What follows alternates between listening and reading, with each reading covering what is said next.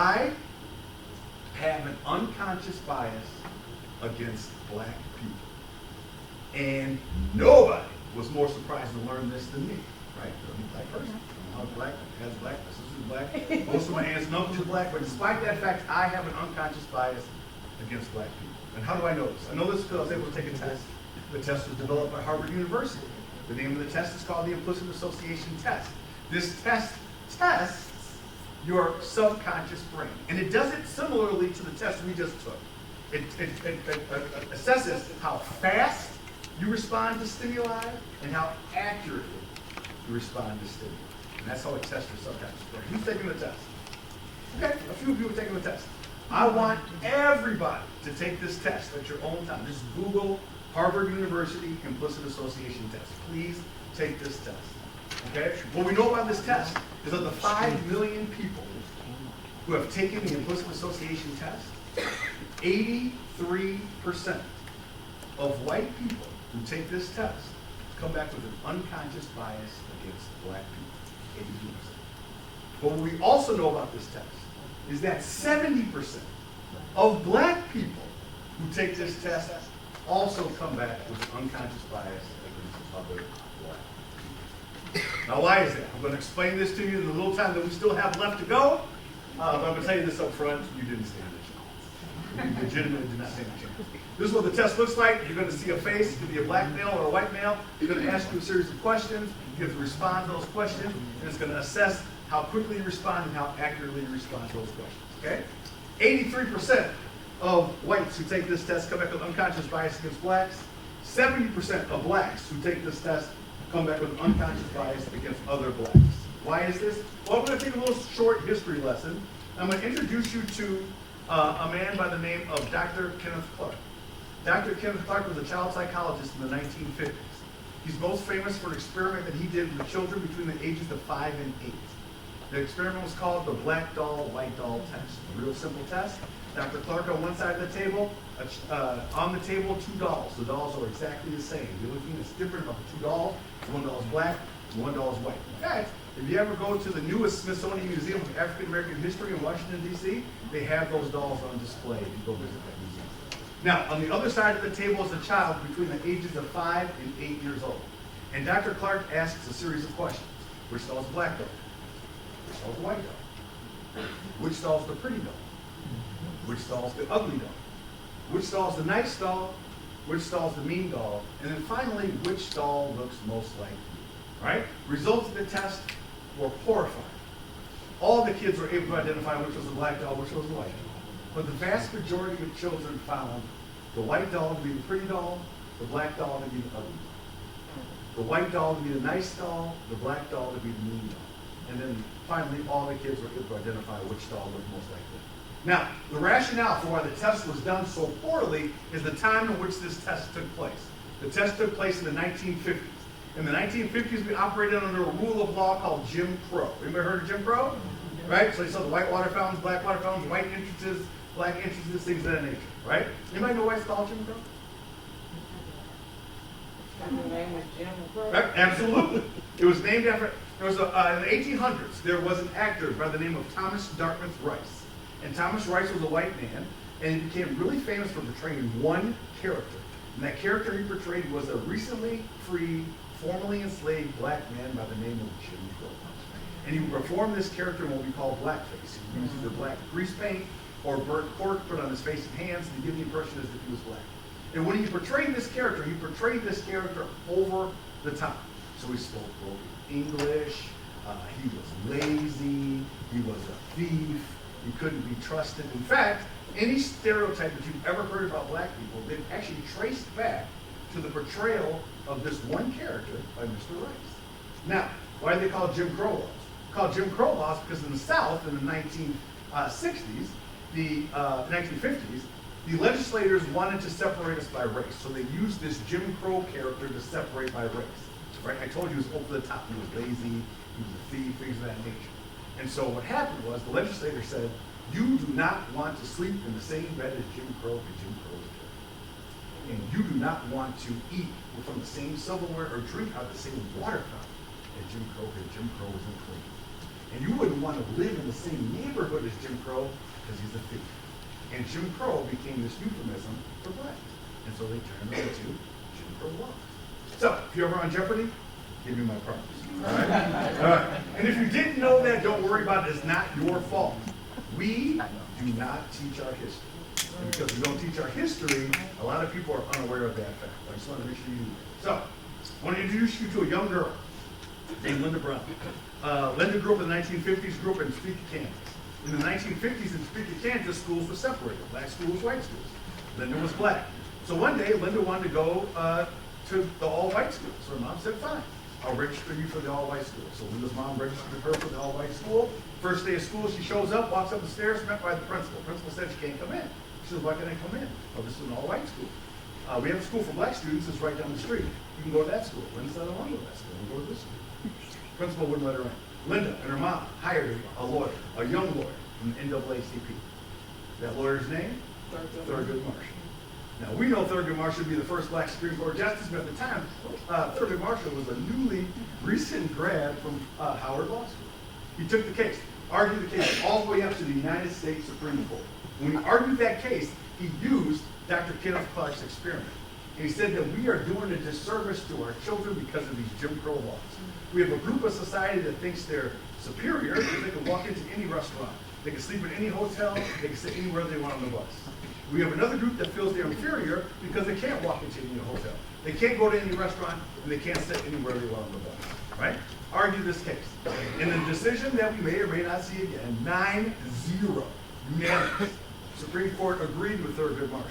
And on that date, legal segregation ended. We all know that case, of course, to be Brown versus the Board of Education. In the 1954, legal segregation ended in America. Fast forward, 60 years. Child psychologists got together and said, we live in integrated societies, we have integrated schools, we live in integrated neighborhoods. Let's replicate that test today and see what happens, right? So I'm going to try to do that for you. Okay. I'm going to play it. I don't know. Can you see? Can we turn off the lights? Yeah, can you guys in the back dim the lights a little bit? Well, the panel's by you, Is it by me? behind the TV there. Nope. Oh God, all it's gonna go off. All right, hold on. All right, that works. I'll try to do it right now. All right, so here's the test, and I just want you to watch the kid's face during the test. Which doll is the black doll? And which one is the white doll? Which doll is the pretty doll? Which doll is the nice doll? Which doll is the bad doll?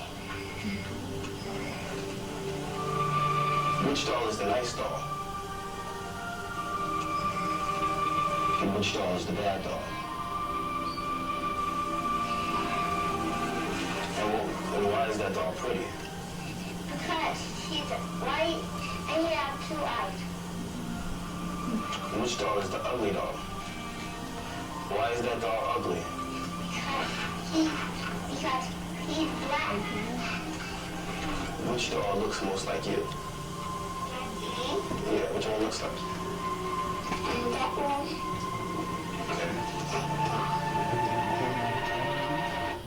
All right. So I've seen that video, oh man, thousands of times. Every time I see it, it gives me the same effect. I hope it works. Right. But I had the same effect, right? So I told you to watch the faces of those kids. And the one kid, he said, which one, why is that doll pretty? He said, because he's white. Why is that doll ugly? He said, because he's black. You see his face? He's like, oh, I'm black, right? And then the last girl, after she's gone through this whole question, all these questions, and asked, which doll looks most like me? Is that like the mean? And now it's dawned on her, the mean doll and the ugly doll, the one she says looks most like her. Powerful. 60 years removed from Brown versus Board. 60 years of integrated society, 60 years of going to the same schools, same exact result. Why? I told you when I started, from the time you were small to the time you're the age you are right now, you are constantly being bombarded with information, right? 11 million bits, you're only consciously aware of 40. The rest doesn't dissipate, it gets logged away in your subconscious brain, which we access in the form of mental shortcuts. I've already told you mental shortcuts can be good, and mental shortcuts can be bad. Now, I'm going to show you, I'm just going to give you an idea of what I mean. We're going to play a game. I'm going to give you a bunch of clues. I want you, once you know the answer, just to yell out the answer, okay? I've given you half the clue. Half the clue is black. All right, everybody ready? All right, I'm thinking of an animal. Some of you might have it as a pet. If it crosses your path, it's bad luck. All right, a black cat, right? A black cat representing bad luck. All right, here's the next one. Some of you might have this person in your family. My sister says it's me. They're not like everybody else. Black sheep of the family, right? Not quite like everybody else, right?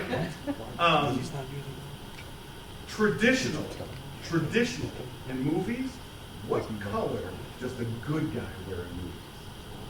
White, right? Here I use Star Wars, and here's why I use Star Wars, which I don't understand how this happens, but I give this speech to middle school students all the way up to octogenarians.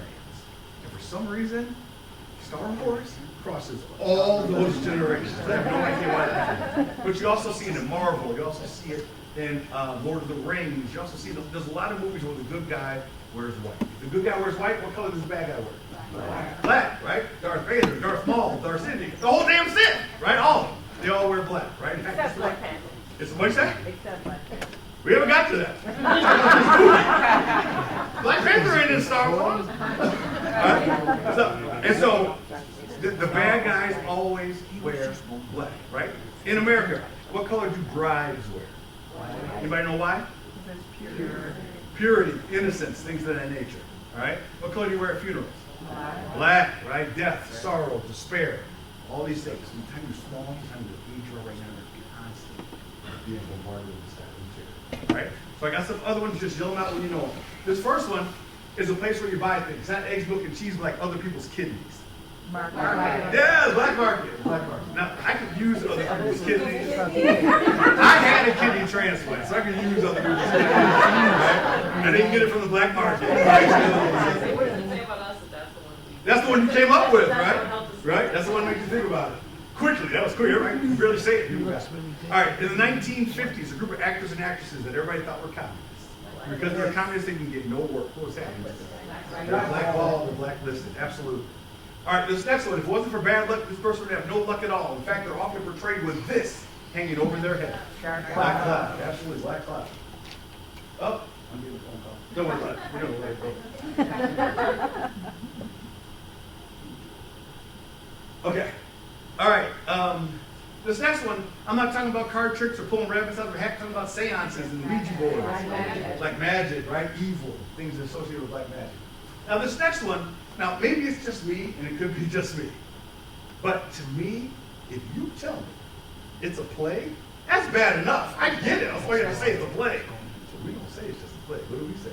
That's the black plague. Woo, or black death. Who said black death? Absolutely, or black death. You're fine. He was overthinking it. All right. My mom used to tell me I got to pay attention in school, do my homework, don't get in trouble, because I don't want this on my permanent record. Mark, no one wants a black mark. If I know something about you, but you don't want to tell anybody, I say, if you pay me, what am I doing to you? Absolutely. Black man, don't do this. That's a felony. Don't do that. Now this last one now, and maybe it's just me, perhaps just me, but to me, driving on ice is dangerous enough, ain't it? Well, we don't say that. What do we say? That's black ice! Woo! That ice will kill you, right? So from the time you were small to the time of the age you are right now, you are constantly being bombarded with this type of material. 11 million bits. You're only consciously aware of 40. The rest doesn't dissipate. It gets logged away in your subconscious. Okay? You use that as mental shortcuts, and the shortcuts can be good, and the shortcuts can be bad. So let's flip it. All right, same thing. I'm giving you clues. I give you half the clue. Half the clue is white. You just repeat after me. All right, if you know the answer. This is the person rides in on the horse, slays the dragon, saves the princess. White knight, right? White knight comes in to save the day. I don't know if anybody here plays chess, but for those of you who play chess, Which color always goes first in chess? White. Always go first in chess. Now I'm Catholic. Now when I say I'm Catholic, I went to Catholic kindergarten, grade school, high school, all the way up through law school at Marquette, right? In my entire Catholic life, I have never seen angels represented as anything other than white. Whether it's in the illustrated Bible, or whether you walk into a church and see the stained glass windows, all are the angels. We can't get one little angel. Now, I gave this speech in Westby, Wisconsin, and it was to the school district in Westby. And at this point in this giant auditorium, I give this speech, and someone raises their hand in the back of the room. They're like, "Judge, there is a black angel." I'm like, "Really? Who?" "Lucifer." I'm like, "Oh." Right. I rest my case. In the 1920s, Westerns were really popular. But in the 1920s, we had black and white TV. And so the directors and producers wanted to make sure the audience knew who the good guys and the bad guys were. They used the article of clothing. Anybody know what it was? The hat. And what color hat did the good guy wear? White hat. What color hat did the bad guy wear? Black hat. First see this in 1920, the Great Train Robbery. It was a silent Western. First Western, we see this. The bad guys wore black, the good guys wore the white hats. Even when we moved to color TV, we kept that same theme. Good guys, color TV. Even if the thing you do is bad, if you put white in front of it, it's not so bad. So I tell my kids, don't lie. Right? "Oh, it's just a little white lie. Don't worry about that." Right? So from the time you're small to the time of the age you are right now, you are constantly being bombarded with that type of material. Okay? When I told you you didn't stand a chance, you didn't stand a chance. Why? Because it's everywhere. So I'm going to show you this. In the criminal justice system, we call this the narrative. Here's the narrative. 92% of black homicide victims are killed by other blacks. Now, I used to be a judge, used to be a prosecutor, and I will tell you that that statistic is 100% accurate. All right? But we have a term for it. Anybody know the term? Black on black crime, right? Now, were you aware that 84% of white homicide victims are killed by other whites? Can someone tell me that term? You ain't never heard of white on white crime. You ain't never heard that, right? So we created a term. We put it in newspapers, blogs, cable shows, news programs, talk radio. You hear it all the time to give you this impression that one race of people is different from everybody else. But in fact, statistically, it applies to every single race. Black, white, Asian, Latino. You tend to kill people who look like you. That's the way it happens, right? But we created a term for this one, so it was always burned into your skull. And I said you didn't stand a chance, you didn't stand a chance. So much so that we start this at a very young age. I'm going to show you a homework assignment for my oldest daughter when she was in elementary school. Here's the homework assignment. Homework assignment, you have 4 kids. The kids, you are supposed to draw and trace the face on the kids. 4 kids. White kids, happy and proud. Black kids, sad and angry. Right? On its face, it may have no effect on you. But subconsciously, your brain processes all that material. Remember, you're only consciously aware of 40 bits. The rest of this, your brain processes and logs away, doesn't dissipate. It gets logged away in your subconscious brain to be accessed as mental shortcuts. You move one kid, you move one kid on this assignment, it completely changes the dynamic of the system. Okay? Here's another one I just added that was also from their assignments. We talked about Jim Crow and laziness and all these things associated. Lazy Lucy, right? I added this just because she's running. I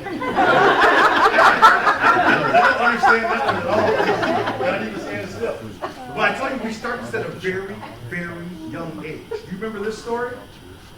Can anybody tell me why this duck is ugly? Because it's black or brown, depending on which story you're reading. Now, Hans Christian Andersen was the author of this story, and he was sick. And I'm going to show you just how sick he was. So I'm going to relay the story to you. I'm not going to fabricate it in one bit. All these ducklings are born. All the ducklings look exactly alike, except for one. That one, depending on the book you read, is either black or brown. But because that duckling is black or brown, all the other ducklings bully and harass that duckling so badly that he runs away, right? And he goes to hide in a cave for months, right? Now, by the way, this is a children's story, right? Until one day that duckling decides he is going to kill himself. It's in the story. He says, I'm going to run out to the lake and I'm going to drown myself. It's in the story. In the story. So he leaves the cave, he walks to the lake, he's got to jump in and drown himself. When he looks down to jump in, he sees his reflection. And when he sees his reflection, he's no longer black or brown. What color is he? White. And when all the other ducklings see him, they swim on up to him and they're like, you are so beautiful. Well, where have you been? Think about this. We tell this story to children. You want to know why 83% of whites have an unconscious bias against blacks? And why 70% of blacks also have an unconscious bias against blacks? Because you've been ingrained with this your whole entire life and maybe never even knew. And the group that's probably the best or worst at this is Disney. Because Disney has this really hard job, right? They have to come up with themes and concepts that you have to explain to a 7-year-old, right? Which is like impossible, right? But how they do this generally is they use color. So for instance, I'm going to show you a relatively new Disney movie, Maleficent, right? Disney is quite sure that a 7-year-old has no idea what the word Maleficent is. And I'm going to tell you a 50-year-old had no idea what the word Maleficent is. And so I looked it up. What does Maleficent mean? Maleficent means that you're able to do things and influence people with the help of black men. That's what Maleficent means, right? So Disney has to portray to a 7-year-old that this character is bad. And how do they do that? They use the color. That's why she has the black robe. That's why she has the black horns. Because Disney has to make sure that that child knows that this character is bad, right? To reinforce this point, this is Angelina Jolie. So when they were filming the movie, there's a scene in the movie where she goes and picks up a baby. So they do the first take. She picks up the baby starts crying, right? They didn't want the baby to start crying. So they got another, bring me another baby. So they bring another baby. She goes up to the baby, bends down to pick up the baby, that baby starts crying. Bring me another baby. You go through 3 babies. So finally, Angelina Jolie had to bring in her own baby. Because once she went to bend over and pick up the baby didn't cry. But that was her mom. But that effect, that what she was wearing and what she looked like had such an effect on 3 separate infants that they started to cry, right? It's ingrained us at a very young age. Now this is a relatively new Disney movie. I'm going to show you the very first Disney movie ever, and I'm going to ask you if you remember this woman. You remember that woman? Right? She looks that way for a reason. She has the black robe for a reason. She has the black bushy eyebrows for a reason. Because Disney has to make sure that that child says, right? Right? They have to make sure of that. Side note, who does she give that apple to? Snow White. Snow White. Oh my goodness. So the big bad witch is an all black. The heroine of the story, Snow White, right? We start this really young. Now, I'm going to put up my favorite Disney movie ever, and it actually pained me to put this in the deck because I love this movie. But I just have to do it. I'm just going to ask you one question. You guys tell me, which lion is the bad one? Right? So you have the Lion King. On one side, you have Simba. Simba has the same mane as every other lion in the Lion King, except one. And that other lion is Scar. But Scar's mane's not like everybody's mane. Scar's mane is black. Scar's nose is black. Because Disney has to make sure that these children say, Simba, I know that's your uncle, but he's bad, right? We start this at a really young age. So I am going to show you a cartoon that everybody in this room has seen. You watched it as a kid. You might have watched it with your kids. You might have watched it with your grandkids. You have seen this cartoon. Because it comes on every year. So I'm going to show you this cartoon. I'm going to ask you, do you know these kids? Right? The Peanuts gang, right? Charlie Brown. So closest to us, we have one member of the Peanuts gang. Farthest from us, we have another member of the Peanuts gang. On one side of the table, we have 4 members of the Peanuts gang. 3 people, 1 dog, Snoop, right? On the other side of the table, Even Snoopy. we have 1 member of the Peanuts gang. Anybody know that character's name? Franklin. Now, when I tell you the story of Franklin, it perfectly describes what we talked about unconscious bias. So there's a teacher in the 1960s in Brooklyn, New York. And she taught black kids and white kids, and they loved the Peanuts game. So one day she said, you know what, I'm going to write a letter to Charles Schultz. Charles Schultz, the creator of the Peanuts game. And she said, I'm going to write this letter, and I'm going to see if he would add a black character. So she said, Mr. Schultz, I teach kids in Brooklyn, New York. I have black kids, I have white kids in my classroom. And I was just wondering if you ever thought about adding a black character so that my black students could feel like they're part of the Peanuts gang, right? This is 1960, by the way, right? She's talking about something we talk about all the time now, right? Inclusion, right? She's talking about this in the 1960s. So she sends it up to Schultz. Schultz gets the letter, opens it up, says, she's right. She's absolutely right. It's 1960. I'm going to add a character. Goes to the network. Hey, I'm adding a new character to the Peanuts game. And they're like, yes. And he's like, and I'm adding him to the Thanksgiving special. Yes. His name's Franklin. Like, yes. And he's black. Like, whoa, wait a minute. Wait a minute. Why would you rock the boat? Everything's great. Everybody loves the Peanuts game. Schultz says, this is 1960s. It's Martin Luther King. It's the civil rights movement. We need a black character. Network said no. Schultz says, I'm going to take this to another network to show you how important that was. Prior to the Super Bowl, because once the Super Bowl came, it blew everything up. Prior to the Super Bowl, the highest or most expensive ad buy on TV was during this cartoon. Why? Because this cartoon came on in Thanksgiving. And what holiday comes after Thanksgiving? Thank you so much. I give this talk to high school students. As soon as I say that, they all say, Black Friday! No, that's not a holiday. Right? Right, exactly. So, if you wanted to sell Cabbage Patch Kids, or G.I. Joe's, Kung Fu Grip, or Rock'em Sock'em Robots, or your Easy Bake Oven, you were going to pay a premium to show it during this cartoon. Because they knew kids are watching, parents are watching, grandparents are watching, right? That's how we do what we wanted for Christmas, right? We saw it on TV. Things are totally different now, right? So I go to my girls, like, what do you want for Christmas? Like, Dad, we emailed your Amazon list. I'm like, oh, things are totally different now, totally different. So when Schultz said he was leaving the network, that meant something. So they said, okay, we can't lose this money, we can add Franklin. Now, despite the fact that he was willing to leave the network, despite the fact he was adamant Franklin be added, he still drew it like this. Now listen. Remember the definition of conscious bias? A preference for or against a person or group of people. Happens at a subconscious level that we don't even know we're doing it. And I told you the most important part, it runs contrary to our stated beliefs and attitudes. He wanted to add Franklin, but he still drew it like this. Trying to be inclusive. Now the only way you can be less inclusive is if Franklin was sitting by that tree back there. But he's sitting up here. Now, one last thing on this one before I go on to the next one.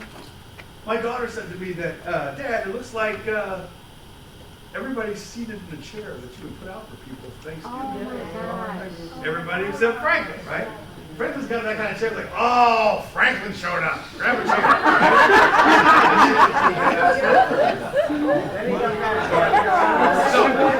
So he does have a spoon. He absolutely has a spoon. All right, hold on. Hold your question. Write it down. I just got a question. What year was this picture drawn, taken? In 1960s. 1960. Okay. Yep. All right, so here we go. So we talked about cartoons, we talked about homework assignments, we talked about movies, but the group that's probably the worst at it is the media, right? So I'm going to show you this newspaper clipping. And so here's the newspaper page. Sports utility vehicle, caution tape, you have the mugshot of an African-American male, big headline, police arrest burglary suspect. This one story takes up 90% of the page. So the editor wants to make sure that this is the most important story for you to know, right? Fine, police arrest burglary suspect. Got it? Glad they got it, right? Until you read the rest of the page, right? 19-year-old arrested for Tuesday's homicide.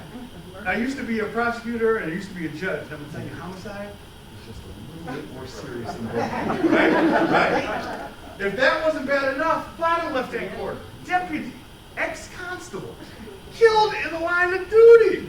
Now, despite the fact that you have a law enforcement officer killed in the line of duty, despite the fact that you have a teenager who committed a homicide, the editor of this paper wanted you to know that brother right there, right? On its face, it might not have any effect on you, but subconsciously, your brain is processing all this material, okay? So, now, I'm going to show you, in fact, oh, I'll get to that.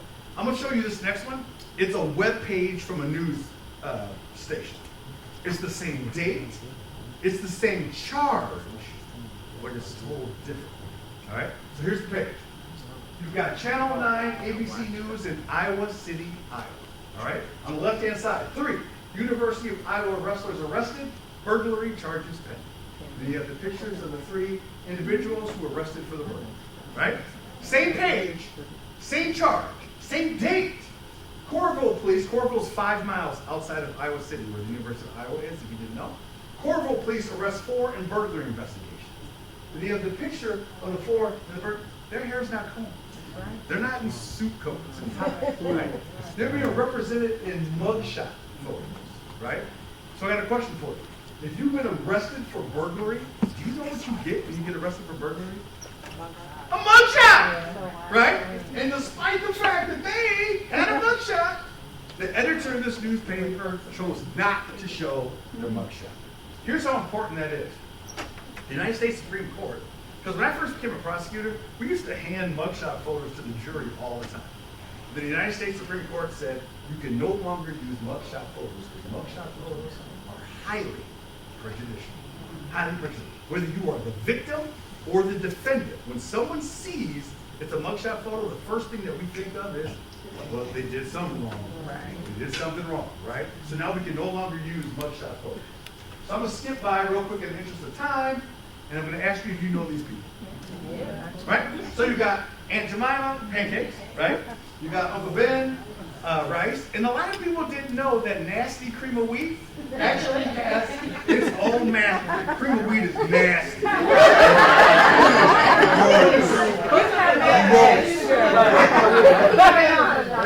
people didn't know that cream of wheat had its own spokesperson, and that's Rasmus.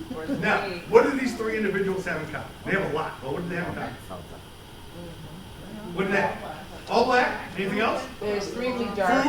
Food? Yep. Anything else? They're extremely dark. Dark skin? Yep. Anything else? Service. Service is a good way to put it. All right, I'm going to tell you this. All 3 of these individuals are slaves. And I'm going to show you why. Aunt Jemima. First of all, Aunt Jemima's the easiest one. Look what she's wearing. She's literally wearing the clothes of a house slave in the time of slavery, right? Literally wearing the same thing. But here's the crazy part about this. Jemima, I told you about Jim Crow, right? There was another character in the 1800s in these shows, also portrayed by a white male in blackface, who would wear a pillow underneath the same clothes that she's wearing, and that character's name was Jemima. In fact, in the 1800s, Jemima was a derogatory term for black women. Like, oh, they're a bunch of Jemimas. That was literally the vernacular of the time, right? If you didn't know that, don't worry about that, because like I told you when I started, we don't teach our history. So don't worry about that. That is a true story. I'm going to show you the very first ad ever for Aunt Jemima. You ready? I's in town, honey. Happy days is here. Time for OD. Are you kidding me? Are you kidding me? That's the very first ad ever for Aunt Jemima. Anybody know when this ad came out? 64 hours born. Close. 1950. Not 1850. Not 1860. Almost 100 years from slavery, we ever dressed in slave, house slave attire, and speaking broken English. Are you out of your mind? And I told you the story of Jemima. People think, oh, Jemima, the Pearl Milling Company is the company that owns. Now, it's not like that. Like people, oh, what do you think, Jemima? I've been black my whole life. I have never met a Jemima, ever, in my entire life, met a black Jemima, ever, right? And they didn't pull that out of the air. That is a known term from the 1800s, right? And they just throw it on there and want to act like it's all so innocent. Now, right? Now, they jazzed her up a little bit towards the end. Right? They made it a little better towards the end. But that's the first ad for Aunt Jemima. Now, I'm going to show you the first ad ever for Uncle Ben's.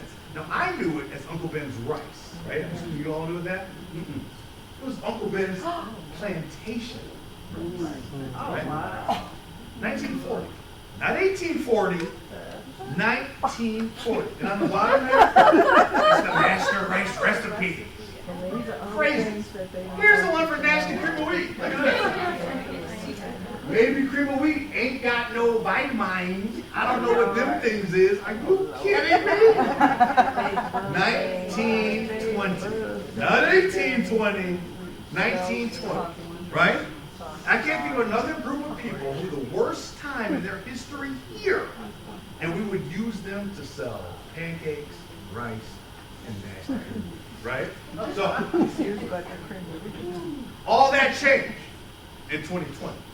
Right. And when that changed in 2020, do you remember what happened when that changed? George Floyd. No. Do you remember what happened after it changed? People were mad. People lost their damn minds, right? I was watching the news and I saw a guy, no joke, he had a vein popping out of his head, and he was like, "How dare you take Aunt Jemima off my box?" And I was like, "Oh my goodness," right? But I didn't fault him because I know, as I said now twice, we don't teach our history, and so he had no idea that Aunt Jemima was a derogatory term to black people because we don't teach our history. More importantly, now, not only do we not teach it, we're trying to ban it completely, right? So, just to give you a heads up. Now let's fast forward to this. Anybody know what this is? Band-Aid. Absolutely. Does anybody know what color Band-Aid this is? That's a distinct name. Right. What'd you say? Flesh. Flesh. Yes. Naked. Yes. Skin tone. Nude. Right? Nude. Right? That's that Band-Aid. Right? Why would you want a flesh, skin tone, or nude Band-Aid?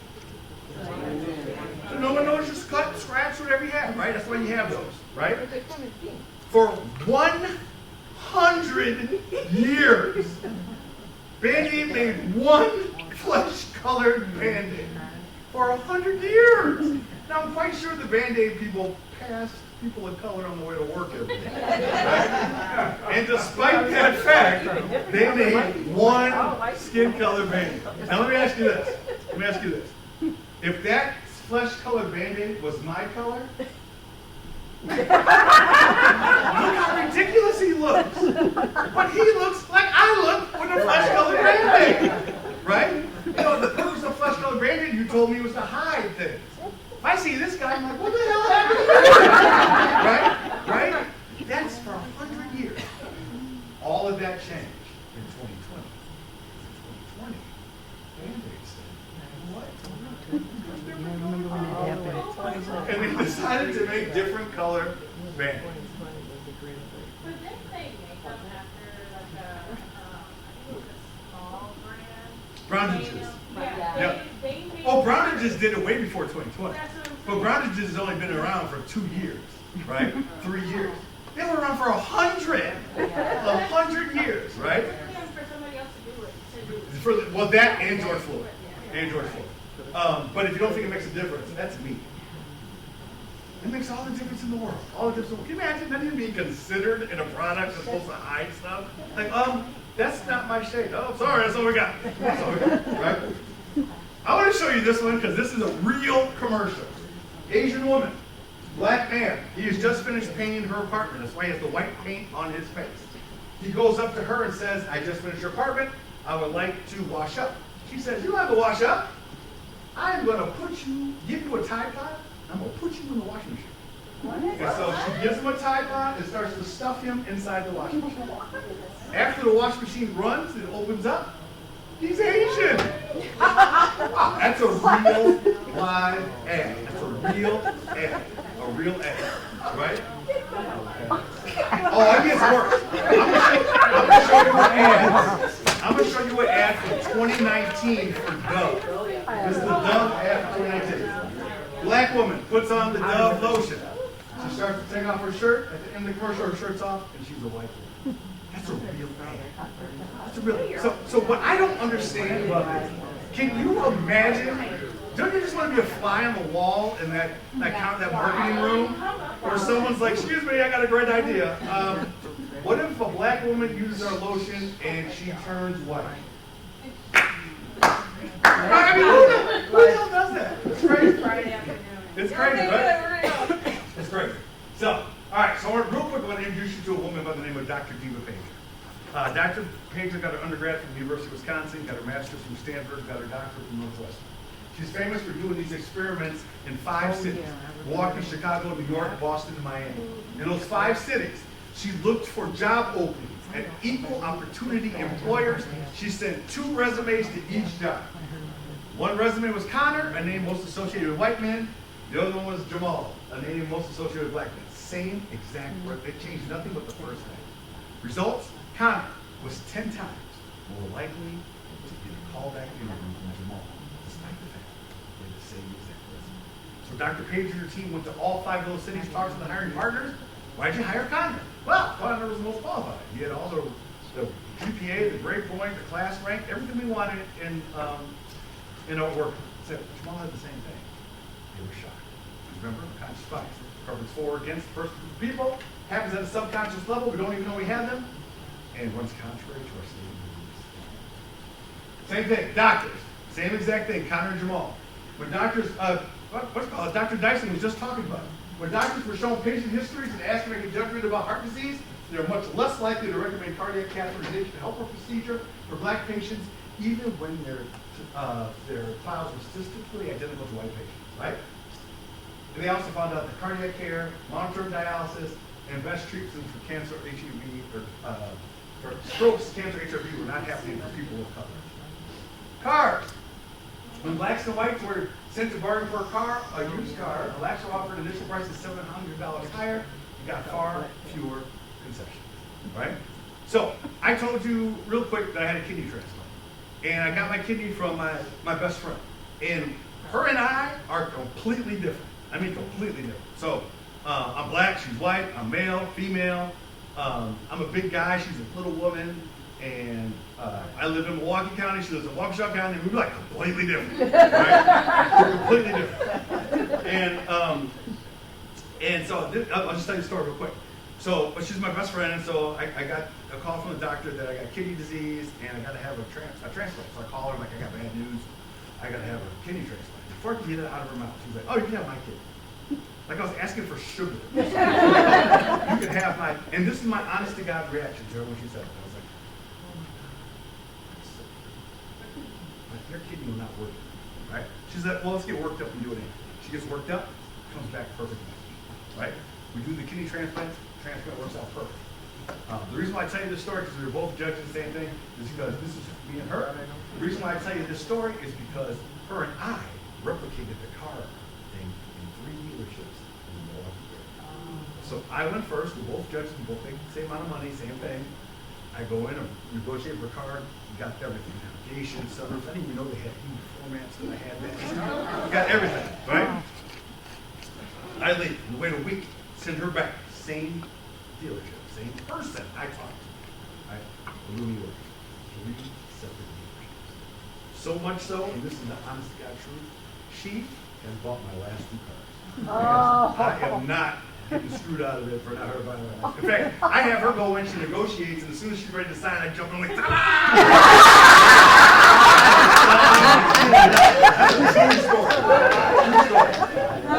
Airbnb, same thing. If you got a black name trying to get Airbnb, you ain't doing that. In fact, there's a Twitter handle called Airbnb While Black. Follow that for a while. It'll make you cry. So let's get to the good stuff. What can we do to mitigate our unconscious bias? So we've been doing it, right? For the last hour, I've been trying to explain it to you. From the time you're small, the time you're the age you are right now, you've been bombarded with stuff and you didn't stand a chance, right? So now you know. So I always say this. I love this Maya Angelou quote. Do the best you can until you know better. And as soon as you know better, you do better, right? So become more aware about it right now. Next, also, don't be colorblind, which was literally the thing I heard all the time growing up as a kid. I don't see color, I'm colorblind. Am I like invisible? You're like, you see me. And what also scares me about this, I used to be a judge and a prosecutor, right? And I know our entire traffic system is based on color, right? So when you tell me you're colorblind, I get a little worried, right? Right? It's the reason why red means stop and green means go. Why freeway signs, no matter where you are in the country, are green. And construction signs are what color?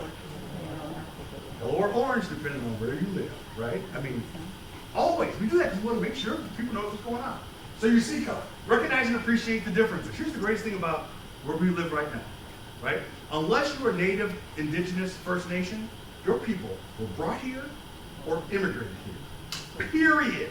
There's no other way you got here. And here's the best part about when they got here. You brought their culture, you brought their food, you brought their music, you brought their clothing, you brought their dance. And what did we do? We said, we are a melting pot. We're going to melt all that away and we're going to be one people. But the problem is we're a nation of immigrants. We all came from different places. So despite the fact you say I'm colorblind and we're all the same, we aren't all the same.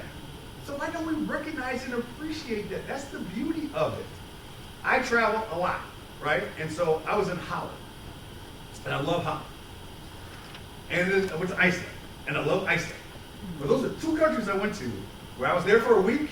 I didn't see another black person in two countries, right? No matter where I was. In fact, I saw one black dude. This is a true story. I saw one black dude. He was walking towards me, he had a Yankees hat on, and we were walking down the street in Iceland. And we were walking down the street, he's coming at me, and I was like, oh my God, it's my first brother. I said, what's up? And he spoke French. He wasn't even American. I was like, oh, so much for that. Right? So recognize and appreciate the differences. It's important. It's important. Okay? Next, be aware of the makeup of your social networks, right? Be aware of the people you hang out with. Unfortunately, here in this country, we don't live in the same neighborhoods. Our kids don't go to the same schools. We have very little interaction with each other. It's important that we engage and do things with each other. So I'm going to tell you about something that we can do there. So now I am the director of Marquette Law School's Lubar Center. And what we do is we throw events every month, every like Heritage Month. So February we threw a Black History event. I brought 5 chefs in. They came in and they made meals that were introduced to the American palate by enslaved Africans, right? We seat you at a table with people you do not know. We have a motto. Meet someone, learn something, try everything, right? That's our motto. And we go there and we just talk and you learn and you listen. You learn about why we eat fried chicken, why we eat mac and cheese, because mac and cheese was brought here by enslaved Africans, if you didn't know that. And we talk about all these different things. And then at the end of the night, everybody's met somebody new and learned something. Just had one 2 weeks ago for AAPI month. We had Chinese, Filipino, Hmong, Lao, Thai, and Indian. It was amazing. It was amazing. And they talked about those dishes. And they said, I'll never forget this, they said in China, you can't get egg foo young because they don't make it in China. And they don't make beef and broccoli. They don't make sweet and sour chicken. That's not part, that's American Chinese. And so you got to learn about all these different things, meet somebody different from you. So our next one's coming up in September. If you want to find out, the Marquette Law School Lubar Center, you can Google it. We'll have the event for it. Join our mailing list. You get first dibs. The first 2 events sold out in 6 hours. So please, we only sell 250 tickets. But people on our mailing list get first dibs. So Marquette Law School Lubar Center. And you'll be able to engage with people who are different than you. Next, all this takes internal motivation and habitual practice. You've been hammered with it your whole life. I'll show you what I mean. I'm going to say something. Say the first thing that pops in your mind. Ready? Macaroni and? Cheese. All of you said cheese. All of you said cheese. Why did you say cheese? Because of the times you're small, the times you are right now. Inundate. This is the same unconscious bias. We don't eat it. So we don't think about it as much as we're supposed to think about it. Stop and reflect on your thoughts, beliefs, and attitudes. If you have any interactions with anybody that is different, hire, fire, promote, demote, engage with, please think about what you do before you do it. Things are changing. 2020. Prior to 2020, if you did beauty, give me image search, Google, this is what came up. Not that diverse, right? You do it now, diverse. Not just by ethnicity, but also by size. Because size matters, right? Now, I am a girl dad. As a girl dad, I absolutely hate pageants. So I'm sorry if you were Miss Fond du Lac or whatever it is. I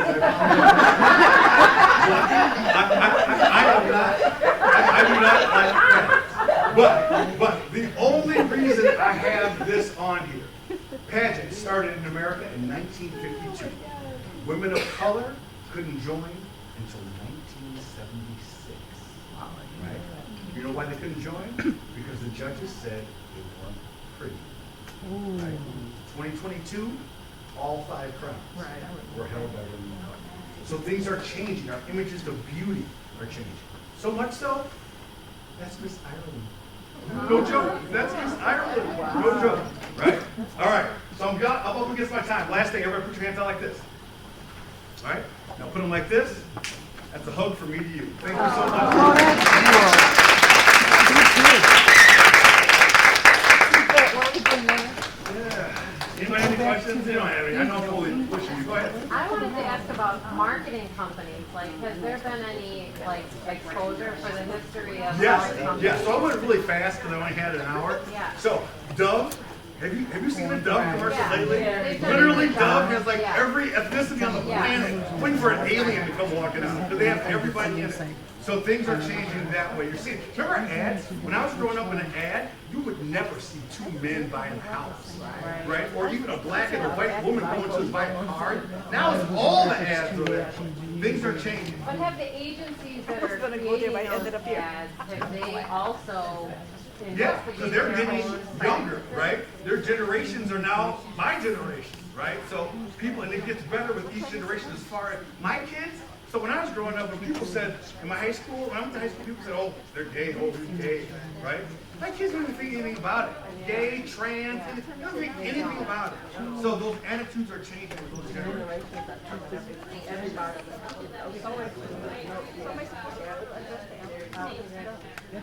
Yep.